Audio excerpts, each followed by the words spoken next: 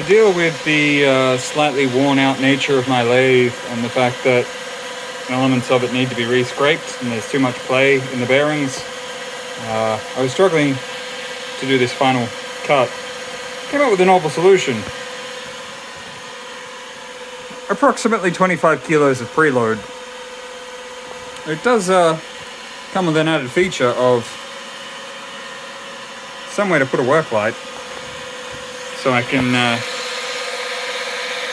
finish this final cut more accurately.